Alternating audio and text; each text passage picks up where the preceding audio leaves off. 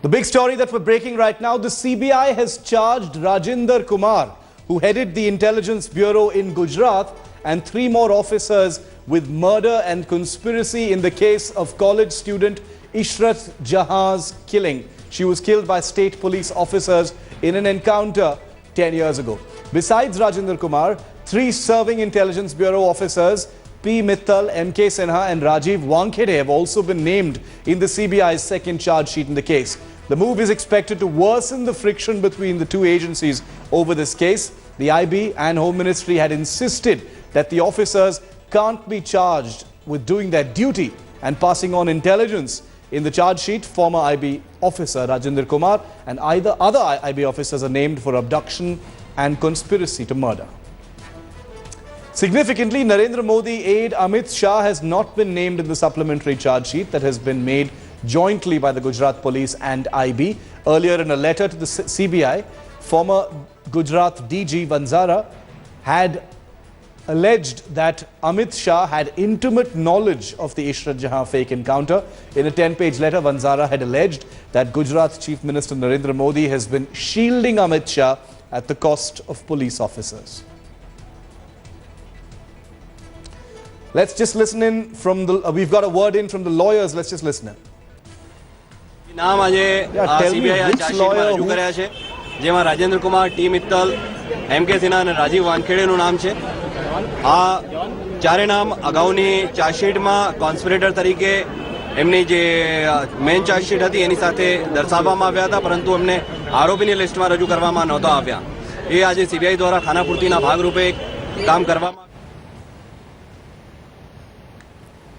Well, this is the first time, this is the second charge sheet, second supplementary charge sheet, the first time that the names of those Intelligence Bureau officers have been explicitly taken by the CBI in this charge sheet. Remember, in the first charge sheet, the names were not taken, and this time it's different because the names have been explicitly noted. M.K. Sinha, Rajiv Wankhede, P. Mittal and Rajinder Kumar, who was Intelligence Bureau officer in Gujarat at the time of this encounter 10 years ago. He's accused of conspiracy and murder, and he basically passed on information to the Gujarat police at that time, leading to the encounter in which Ishrat Jahan and her associates were finally killed.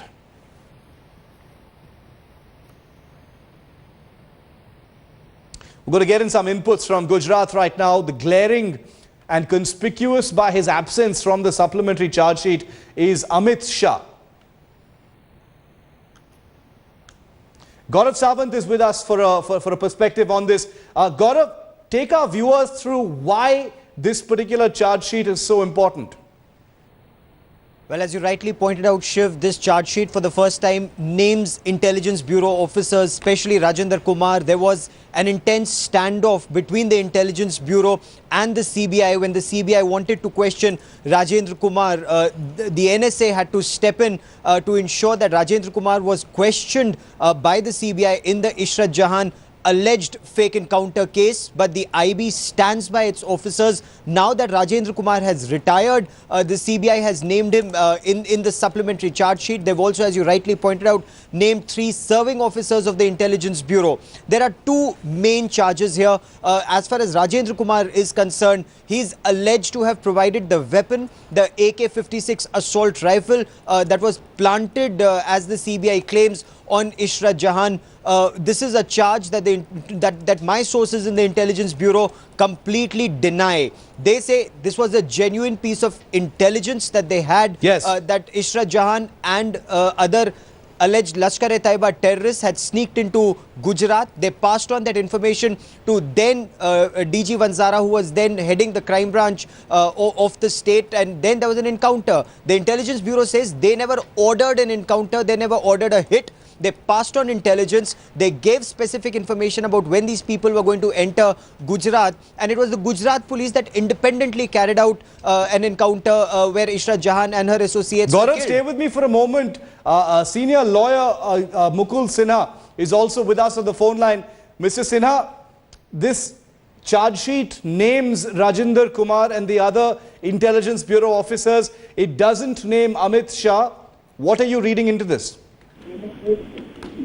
Actually, we had been guessing this since quite long because actually there were a lot of stories already leaked out by whoever were interested that Amit Shah was not being charged.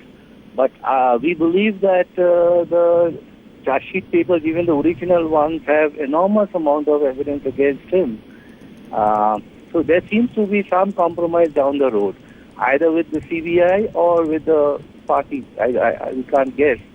But we are certainly going to go forward and find out where this man's name was dropped.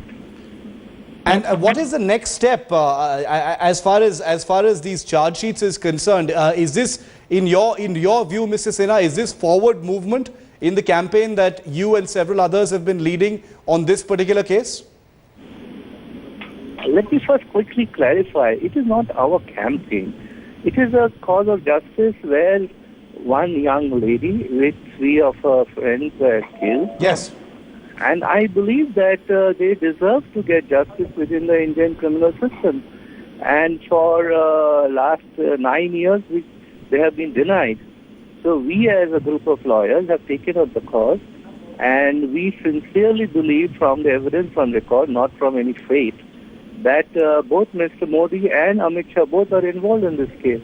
And there's been an overt attempt to help them out and save them. And, Mr. Rajendra Kumar's, of course, charge sheeting, the charge sheet naming Mr. Rajendra Kumar, I think, is going to take us one step forward towards nailing down Mr. Amit Shah. Thanks, Mukul Sinha, for speaking to Headlines Today. Javed Ansari, our National Affairs editor, has broken the story here on Headlines Today, is also with us. Javed, what are you hearing about how this charge sheet is likely to be interpreted at this time? Clearly, there are two sides to this story at this point of time. Some calling it a fake encounter, others saying that it was a legitimate operation against terror suspects. This particular charge sheet names the IB officers. It's likely to create enormous amounts of tension and friction already existing between the CBI and the IB.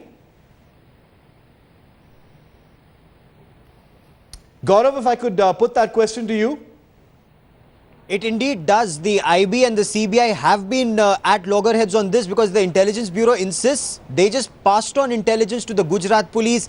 This charge sheet that names IB officers, as Mukul Sinha was pointing out, is one step closer. Now the effort that IB sources say would be to get Rajendra Kumar to name Amit Shah. That CBI so far in this case, I mean, this is an encounter that took place in the year 2004. Yes. And until 2014, they haven't been able to get to Amit Shah. And the effort, as Mukul Sinha says, is to get to Amit Shah and then Narendra Modi. And they hope, the CBI hopes that it will be through Rajendra Kumar they would be able to get to Amit Shah, because Rajendra Kumar is someone who's perceived to be close to Amit Shah and Narendra Modi. Though he was in the Intelligence Bureau, he was in touch, as the CBI sources claim, both with Amit Shah and with Narendra Modi. It's a claim that independently hasn't been verified or so far isn't in the charge sheet.